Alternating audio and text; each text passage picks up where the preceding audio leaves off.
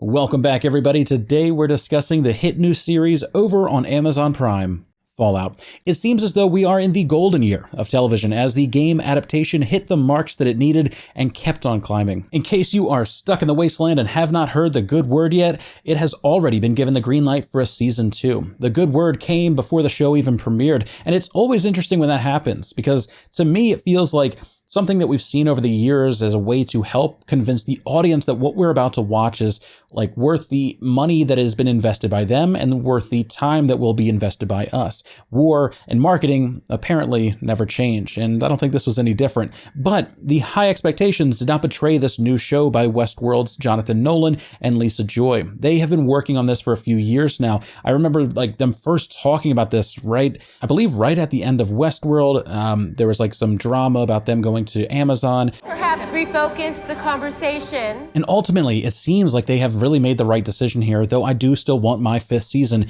of Westworld. As a fan of Westworld, I am thrilled to see them soar again. The explosive first season focuses on 3 main leads: Maximus, Lucy, and the Ghoul. Each of them start separately with different lives and different pasts, and right away we're meant to wonder about how they will eventually meet and under what circumstances. Those that have played the games know just how much there is to work with in the story and this lore, and the story does a great job of showing many of those facets, whether it be fighting for your life inside of a vault used as a science experiment, taking the high road in a world that wants to pull you down, or even just what it looks like to run around and kill people with a good boy at your side. This show feels like it captures those moments in the game series that ultimately made it what it is, and also turned it into a great story, a great digestible story that does not need the game knowledge or anything like that to be enjoyable. Maximus starts off as this lowly Brotherhood of Steel initiate. His story highlights the true nature of the organization that on the surface pretends to uphold a moral truth during the end times. We see his climb through the ranks while being abused, being forced to do things he doesn't want to do, and being made aware that he may not be as good as he once thought. He shows us the perspective of someone exposed to the worst that humanity has to offer since he was a boy, and how that changes your decision-making, which is a recurring theme here. That also brings us to Lucy, who wears the brightest smile that you've ever seen, and not like a mask, but like a child who has never known the dangers of smiling at strangers. We see her start in a happy pocket of the world, affirmed that all that she is doing is for a better tomorrow, and slowly learning what the real world is. The Wasteland changes you, turns kids into killers, and Lucy is meant to be the bright smile with a good moral intention that progressively gets pushed to test morality versus reality. Then we have the Ghoul, a devilish man that once went by the name of Cooper Howard. He has been around since before the Wasteland was wasted. In fact, his story exposes us to some of the hard truths about the world and how corporations and capitalism at large can be monstrous if unchecked. He gives us the perspective of someone in the late stages of this descent into madness. He was once a family man, deeply loved by his wife, his daughter, and his dog. And now he's alone, doing what he must. Lucy tries not to kill. Maximus kills when he needs to, and the Ghoul kills when he wants to. Thematically, we're shown these perspectives like this because it creates a ladder of sorts, and it really highlights Lucy, who is at the bottom of that ladder, and it creates the tension about how this golden child will deal with the inevitable truth that comes with survival. Only the strong survive. It's okay. I just want to ask you for directions.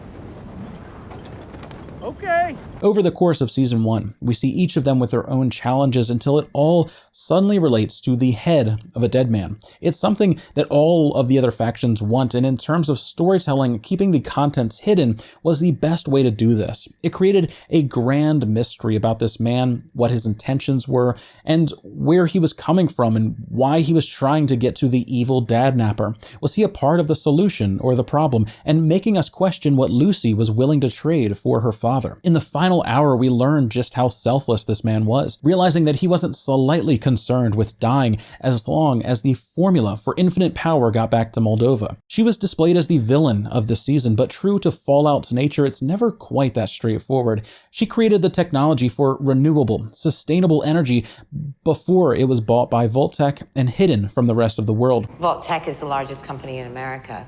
There's a lot of money in selling the end of the world. And this was just one of the ways that the show highlights the manipulation by Vault-Tec and the other companies that needed to create a certain narrative to sell the end of the world. If infinite energy exists, it's really hard to convince people that a nuclear war over energy is right around the corner. Vault-Tec, the company that sells Doomsday Prepper Vault Space, would go out of business as the capitalism is king mindset balances supply with demand. They had a grand supply of vaults spread across the United States, and now they just needed to create the demand with a nuclear war.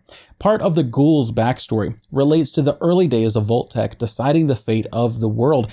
His wife, who remains missing alongside their daughter, was presumed dead until the final moments of this episode. Now knowing that they may be alive and the power that his wife had in the meeting room with the other companies that ended the world, we have to assume they're building to a big reveal with her in season 2.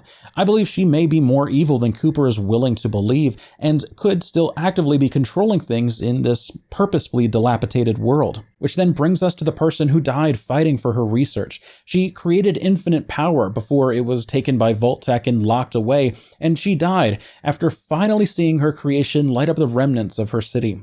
She holds the hand of a dead ghoul, who before she was a ghoul was her former lover. This was also Lucy's mother. Lucy learned in the finale that she is now a ghoul because Lucy's father, Hank McClane, had Shady Sands blown off the face of the planet in a way that is yet to be detailed. But we know that it was Vault-Tec, and on the other end was the word from her father, ultimately making it happen. This reveal was massive for the arc about Lucy and whether or not she was going to let this place turn her into something that she did not want to become. After learning that her father was born before the Wasteland even existed over 200 years ago and was responsible for the death of countless people who saw Shady Sands as a new start to civilization that was atypical from what Hank's, plan and that Vault's plan ultimately was, she has to decide if he is going to die. And if she is going to kill him. Surely the monster in this moment is him, and the gun trained on him long enough to show that she is debating the objectivity, the morality of right and wrong. And ultimately, she doesn't get to pull that trigger. Maximus, after fighting his way through Moldova's compound, is briefly part of the finale before getting knocked out by Lucy's father. He learns this man was responsible for destroying Shady Sands, and again, it was because Lucy's mother took the children out of the vault and wanted to rejoin civilization before Vault-Tec gave them the go-ahead. Maximus was a child living at Shady Sands and lost his entire family because of what Hank McClane did. This is what drove him to seek a family anywhere and found the Brotherhood of Steel. He longs for a place to belong to, and the support that he feels after his friend declares that he's the person who killed Moldova is very real. The only other time that he has felt similar or felt the support was when he was with Lucy, who wanted him to join her vault after everything was done. I have to imagine season 2 will show him being lifted up further to feel more a part of the Brotherhood of Steel team and being even more confused about which faction he should remain loyal to now that Lucy's happy-go-lucky family is the one that killed his. Maximus is also faced with the knowledge that the Brotherhood of Steel is a less than perfect organization about to discover the cold fusion power-up that will give them limitless power to be less than perfect. We can only hope that as a knight, he will have some say in what happens with this resource, though I think we can all safely assume otherwise. I'm still debating if season 2 will show us those potential advances, because I think what's more likely is that the Brotherhood will suddenly have a target on their back now, and season 2 will explore more of the other factions that exist in the world. They have a tool that Vault-Tec doesn't wish for the Wasteland to have, and I think whoever this figure is will have something to say about them having it now. Speaking of the other factions, I think it's likely that each season will dive into these other companies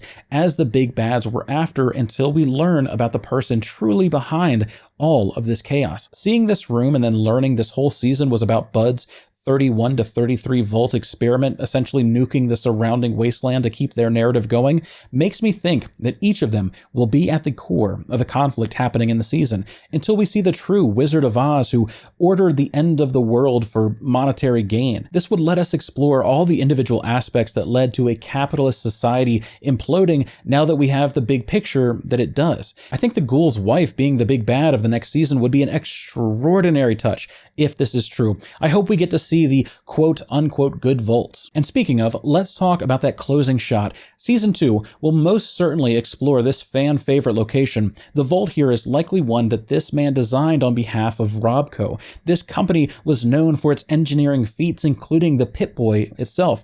If the seasons are truly following this formula, we are in for a Robco vault reveal that puts their faction in the limelight while probably still being supported by Vault-Tec, which I think is where the wife will come back into the story as like still managing something, still a part of this in some kind of way. I also think the Enclave in season 2 will be more of a focus, as this was the place that Ziggy Wilzig stole the research from. But we also know that the research was originally done by Moldova and then bought out by Vault-Tec to hide it from the world. Just so I'm not leaving anything off the table, the happenings inside of Vault 31 to 33, while fascinating, were essentially just the perspective of the personal horrors that can come from these vault stories. Bud's Buds could be a Vault-Tec master plan of sorts, but it really just feels like one man's hubris convincing him that the Wasteland can be managed. It's one of those things that in the first season, it feels like this massive thing, but will hardly compare to the other master plans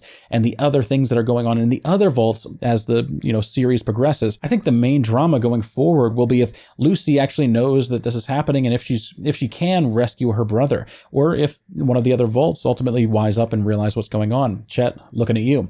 That being said, they are shaping some of these characters to just be the face of Vault-Tec. I mean, look at this eye patch. This is outstanding. Surely they can't just have her stuck in a vault this whole time, but the season ends with the Ghoul and Dogmeat teaming up with Lucy, going after the makers of this world, Maximus with some decisions left to make, and many, many, many more questions about how this world came to be. But with that, we come to the end of the video. If I left anything out, please be sure to drop that info in the comments below to keep the conversation going. Fallout has had a place in my heart for years, and I was stoked that this was the powerhouse I knew it could be. If you would like to see individual breakdowns for each episode, that is something that I'm considering amongst other things over on Patreon. Please let me know your thoughts on that as well. If you're looking for daily updates about what I'm doing, what I'm eating, what I'm thinking, what I'm breathing, if I'm going anywhere, like my cardio regimen, anything like that, please be sure to check me out over on Twitter at HacksDogma. Also, Patreon under the same name if you